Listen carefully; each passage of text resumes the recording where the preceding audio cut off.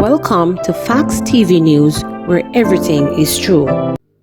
Taxi operator killed in Hanover. A taxi operator was shot and killed at his home in Sandy Bay, Montpelier in Hanover on Tuesday night. He has been identified as O'Brien Downey, otherwise called Cuban. The police state that Downey was at his home when he was ambushed and shot multiple times by armed men. The police were summoned, and upon their arrival, Downey was rushed to hospital where he was pronounced dead. The Sandy Bay and Lucy police have commenced an investigation into the killing. Man charged with 2022 murder of Schoolboy after incident reportedly caught on camera. Evidence extracted from a closed-circuit television CCTV resulted in the arrest and charge of a man for the March 23, 2022 killing of a Papine High School student. Charged with murder, illegal possession of firearm, and illegal possession of ammunition is 29-year-old Shaquille Richards, otherwise called Shaquille Balen, of Chestnut Lane and Sandy Park addresses in Kingston 6. He is accused of killing 15-year-old Kenneth Williams on Legany Avenue in the parish. According to the police, Williams was reportedly shot about 11:15 a.m. as he walked along the roadway. The police were summoned and he was taken to hospital, where he was pronounced dead. Richards was arrested during an operation on Tuesday, May 30. He was charged following the review of the CCTV footage, which captured him committing the murder. His court date is being arranged. Teen charged after confessing to chopping elderly man to death.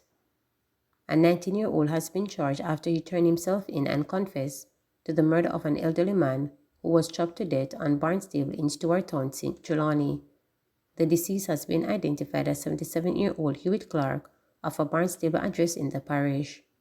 Charged is 19-year-old Giovanni Robinson, a laborer, also of the Barnstable community. Police said the incident occurred between Friday, June 23rd and Saturday, June 24.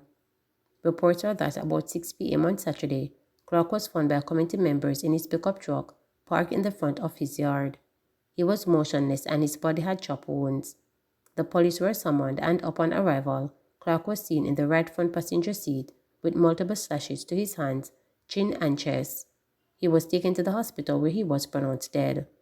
On Sunday, June 25, 2003, Robinson turned himself into the police, where he admitted that he chopped Clark to death with a machete. He was charged on Tuesday following an interview. Chef gunned down at home. The Constant Spring police are probing the murder of a chef and restaurant owner at his home at Calabar Meadows, Kingston 20 on Tuesday night.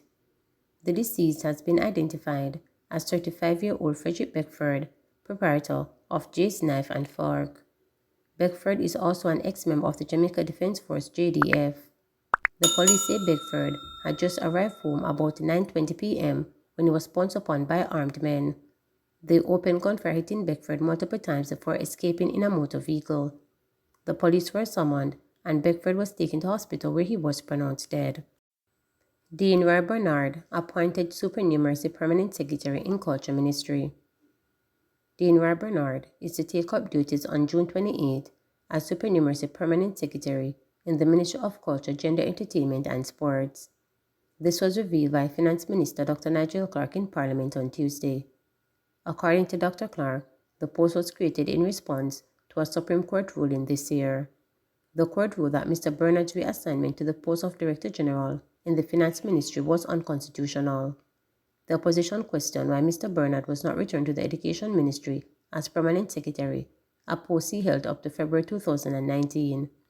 Spokesperson on Finance Julian Robinson argued that with the Education Ministry without a Permanent Secretary, Mr. Bernard should have simply returned to that post. Mr. Robinson also sought clarity on the new role of Mr. Bernard. In response, Dr. Clark noted that Mr. Bernard would focus on priority policies and programs in the Ministry of Culture, Gender, Entertainment and Sports. According to Mr. Clark, Mr. Bernard would report directly to the Portfolio Minister. Yeah, I just want to understand. So at the Ministry of Education, is there a permanent secretary who is not acting in the post at the Ministry of Education right now? Madam Speaker, the Minister of Education is here, and she just nodded to me that there's an acting permanent secretary in the Ministry of Education. There's not a confirmed permanent secretary, there's an acting permanent secretary.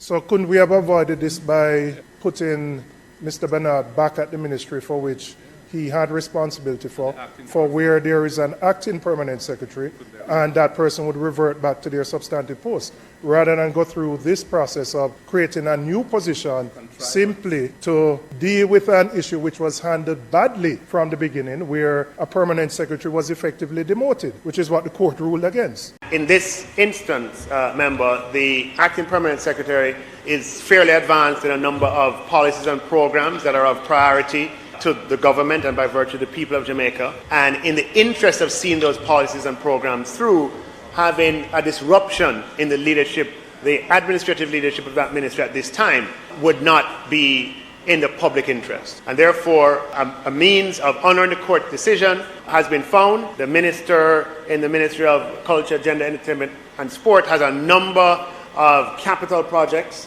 that she has pre-announced, and that they're up to date handling the operational aspects of the ministry and developing the capital program has been constraining, and it's therefore in the interest of advancing on some of those initiatives that the Ministry of Culture, Gender, Entertainment and Sport has, that having a senior person with experience at the level of a permanent secretary to be accommodated in that ministry is in the better interest overall.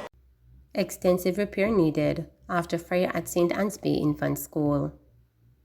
While school officials unable to repair in time for September, a St. Anne's Bay Infant School block recently reached by fire, President of the Jamaica Teachers Association, Lasandra Harrison, has stressed the urgent need for more government funding for infrastructure within the education sector.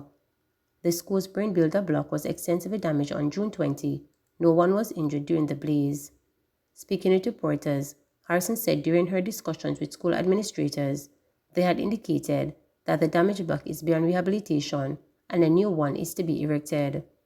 It will take a little bit much in terms of them returning to normal. This summer period will not be enough to provide enough time to erect a new building. Based on assessments, they're suggesting that it can't be retrofitted, that they would abandon that altogether and erect a new building, she said.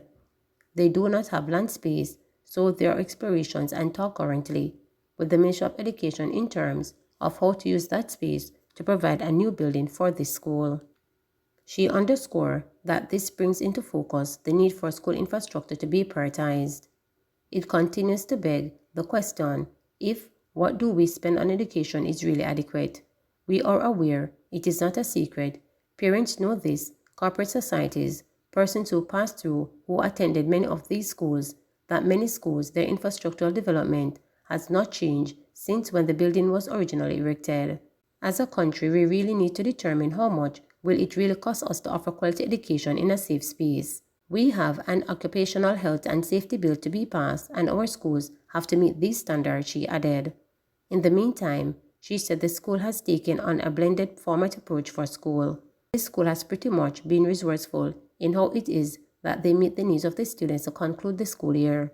Currently, they're in the state of assessment and rehearsals for school leaving exercise. The students are attending school, and there is a staggered approach to make use of the building that is currently accessible. The building is rusted into accommodating the different grade groups to come in for their periods and assessment, she stated. Please remember to subscribe, like, share, and click the notification bell